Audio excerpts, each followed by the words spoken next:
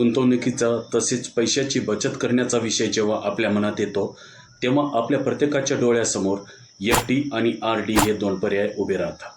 पण गुंतवणूक करायची झाल्यास या दोन प्रकारापैकी कशात गुंतवणूक करायची असा प्रश्न उपस्थित होतो. यापैकी सर्वोत्तम पर्याय कोणता हे त्वरित समजत नाही.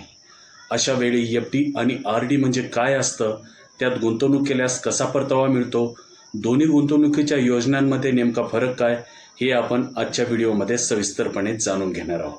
म्हणून हा व्हिडिओ तुम्ही शेवटपर्यंत पहा आणि या चॅनलवर नवीन असाल आणि असेच माहितीपूर्ण व्हिडिओ हवे असतील तर आमच्या चॅनलला सबस्क्राईब करा. हा व्हिडिओ आवडला तर व्हिडिओला नक्की लाईक करा आणि आपल्या कुटुंबामध्ये हा व्हिडिओ शेअर करायला विसरू नका. चला तर मग आजचा हा व्हिडिओ आपण सुरू करूया. मित्रांनो, एफ.डी. म्हणजे फिक्स डिपॉझिट म्हणजेच निश्चित आणि डिपॉझिट जमा म्हणजेच एक अशी रक्कम जी एका निश्चित कालावधीसाठी ठराविक निश्चित व्याजदरावर आपण बँकेत जमा करत असतो. त्याला एफ.डी. म्हणजेच फिक्स डिपॉझिट असे म्हटले जाते. एफ.डी. आपण एका निश्चित कालावधीसाठी बँकेत पैसे जमा करत असतो, तर आपल्याला एक फिक्स व्याजदर देखील प्राप्त होत असते.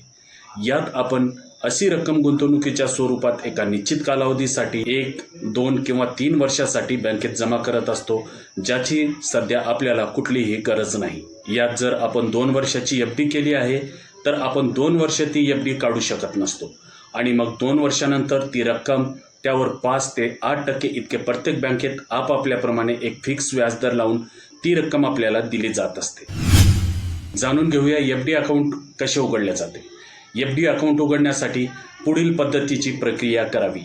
सर्वप्रथम आपल्याला आपले सर्व महत्त्वाची कागदपत्रे सोबत घेऊन जायचे आहेत. बँकेकडून फिक्स डिपॉझिटविषयी सर्व माहिती प्राप्त करून घ्यावी लागेल. मग बँकेकडून आपणास फॉर्म दिला जातो, जो आपण एकदा नीट वाचून व्यवस्थित कुठलीही खाडाखोड न करता भरायचा असतो.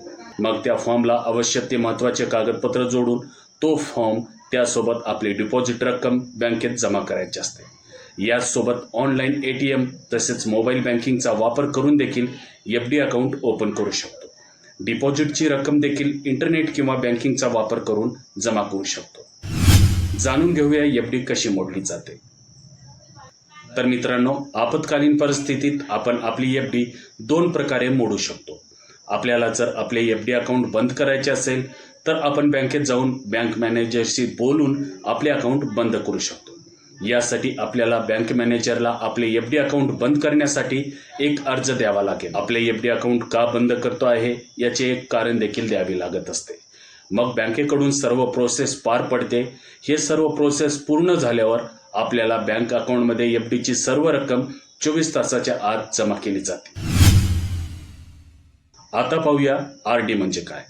मित्रांनो, आर.डी.चा फुल फॉर्म रिकव्हरिंग डिपॉझिट म्हणजेच आवर्ती ठेव.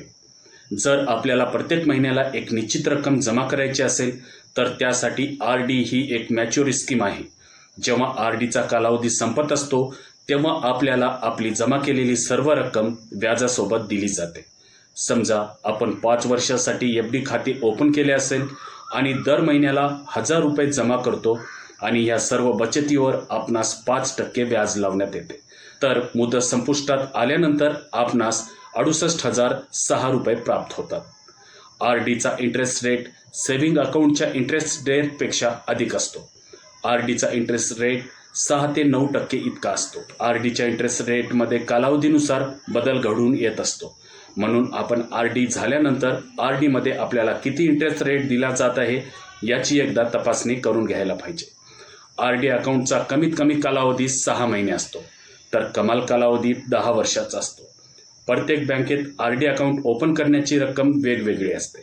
एका बँकेत 500 रुपये, दुसऱ्या बँकेत 100 रुपये, तर तिसऱ्या बँकेत 10 रुपये असा फरक प्रत्येक बँकेत असतो. मित्रांनो, आपल्याला उत्तम सेवा देणारी योजना कोणती आहे हे पूर्णपणे आपल्या गरजेवर अवलंबून असते. फिक्स डिपॉझिटमध्ये प्राप्त होत असलेले व्याज जास्त असते आणि आर.डी. हे अधिक लवचिक असते, कारण ते आपणास स्मॉल अकाउंटमध्ये टप्प्याटप्प्यात पैसे जमा करून देत असते. म्हणून आपण दोघांमधील कुठल्याही एकाची निवड खूप हुशारीने करायला हवी.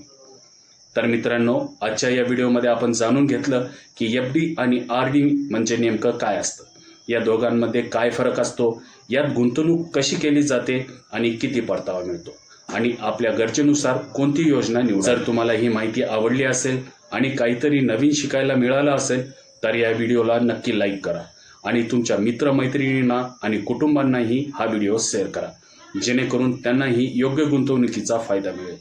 अशाच सोप्या आणि उपयोगी माहितीसाठी आमच्या चॅनलला सबस्क्राईब करायला विसरू नका.